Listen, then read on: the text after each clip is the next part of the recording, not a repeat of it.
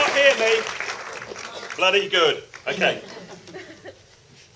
5 years ago, my son, then aged 19, decided that his gap year adventure would be to walk down the Ganges. I was utterly outraged because in my family, I'm the one who has adventures. I'm the one who became a cowboy. 20 years ago, though, I rode the length of the Oregon Trail, 2,000 miles of sweat and bleeding, blistered buttocks, accompanied by 2 deranged horses. Rocky, a former rodeo horse who hyperventilated every time he heard music, and Roland, a psychotic Appaloosa with a deep-seated fear of straight lines. Parking bays, you name it, he was absolutely terrified. I warn you, though, that adventures are very addictive. To me, to count as adventure, it has to last a long time, and at some stage, you have to wish you weren't on it. It has to be frightening and or uncomfortable, and invariably involves smelly socks or sleeping with too many hairy men. As for this bloke, I thought he'd put an end to my adventuring days by bringing in tuition fees at universities. I suddenly had to get a job working night shifts in newsrooms and filming widget factories. I was absolutely outraged because I had to feed money to my children. And I was tolerating it okay until my son started posting pictures of his trip down the Ganges. Mountains, tents, horrible poisonous snakes and bloodlusting insects. It was completely intolerable for me. I wanted to do it. I had the adventures. And then a miracle happened. I posted a film on YouTube about big trucks in Western Canada. It got 1.5 million hits, and YouTube started paying me $1 per 1,000. The film climbed to 8 million hits, so the truck income became my secret ring-fenced adventure fund. So with 3 million YouTube hits, I bought this boat. This is it. Ugly, bulbous little vessel designed to the behest of the Mirror newspaper in 1965 as a yacht for the working man. As the racing boys call it, a classic 4-knot shitbox. My plan was simple. Wait for a gap in the work to appear, kiss goodbye to my wife and my uncaring, money-hungry, academically gifted children, and head off in the car towards where I last parked the boat. Sail for a few days, dump the boat, come home, get back to those night shifts. I started knocking out a few films about the journey and posting them on YouTube. Compared to the truck films, which have now clocked up 25 million hits, they were pathetic, doing about 50,000 a year. Remember, $1 per 1,000. That's $50 for a year for all my sailing films. That'll butter nose parsnips.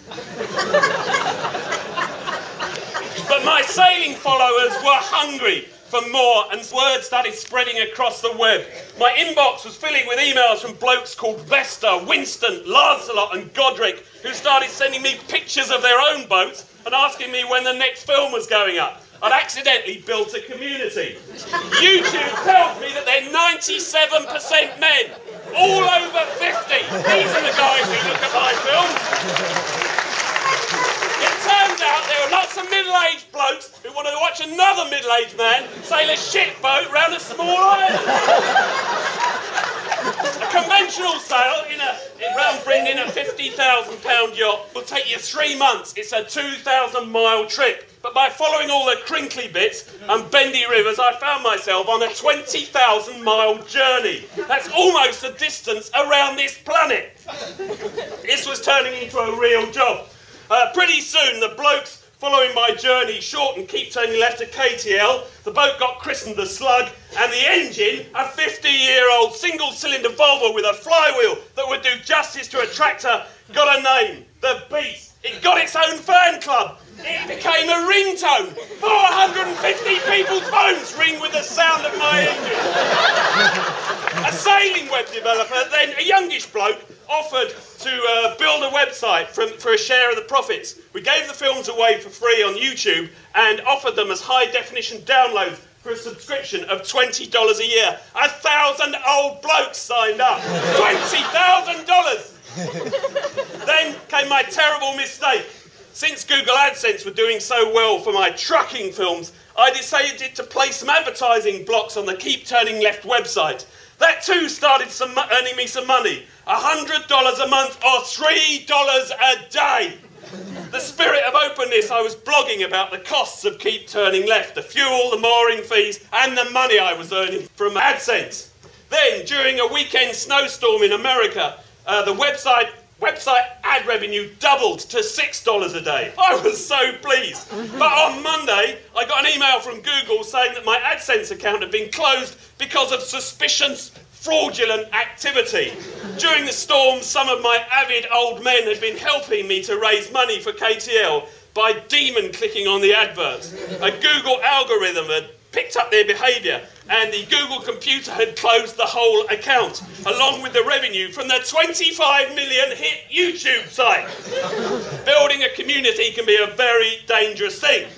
I blogged the fact, no idea where we're going now, I blogged the fact that my project had hit the metaphorical rocks. Then a miracle happened. One of the KTL subscribers from Essex, a devout Christian, sent me an email confessing that he'd been downloading my films and had burning them onto DVDs, which he'd been flogging to his friends. The profits were going to Christian Aid. He sent me his beautiful DVD masters, and I got my son to do the artwork for the covers, and now I spend the first hour each morning putting weird men's names on jiffy bags. I started out as a farming hack, bashing away on a manual typewriter, and I now find myself a purveyor of boat porn, dispatched in plain brown envelopes from my house. Eager old men watch my films late at night at their computer screens. I'm told there are some sequences they watch again and again in slow motion. I'm going to finish now. 5 years in, and I've only covered a quarter of our coast. I'm really enjoying my laconic, intermittent adventure.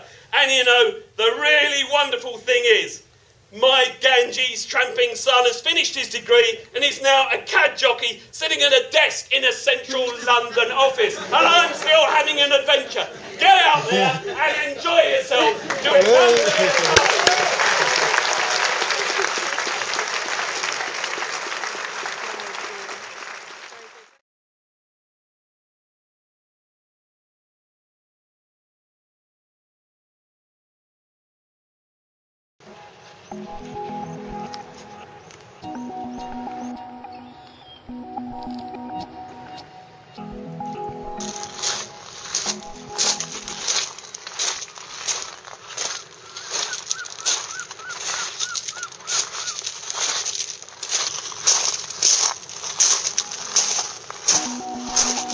This is real winter sailing.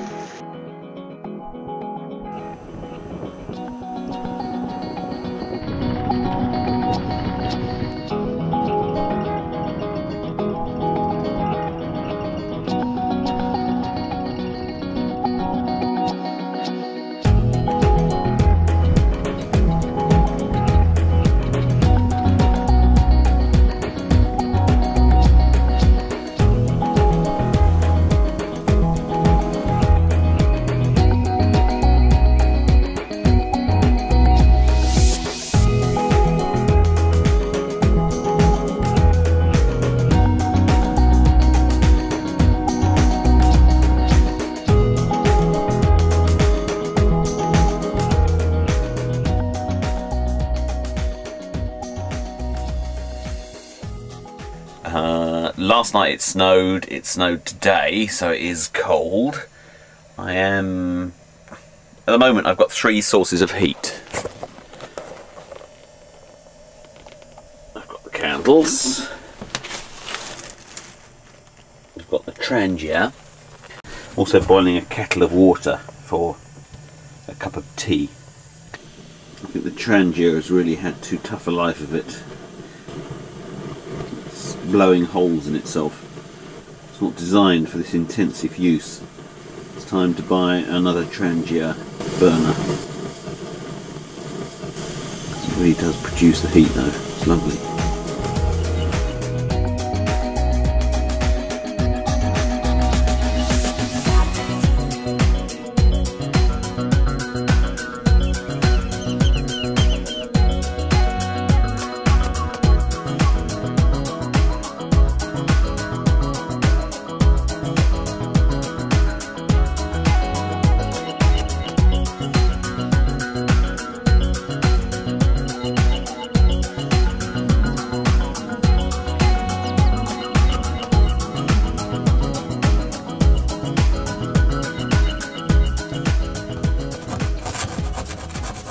This is pretty thick.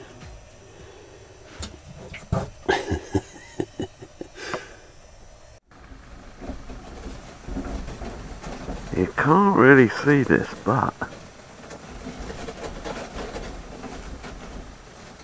the water is coming back frozen.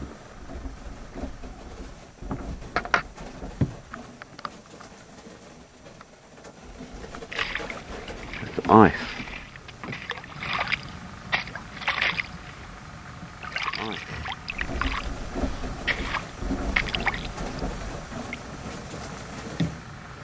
Wow.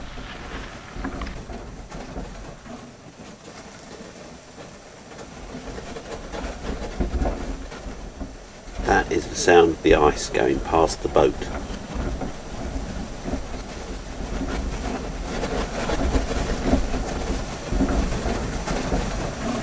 The tide is coming in. There are sheets of ice. Thin ones, kind of crushed ice.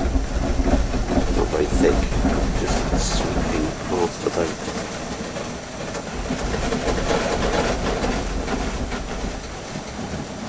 That ice.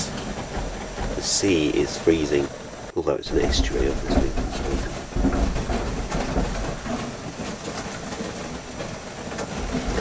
Never experienced this before.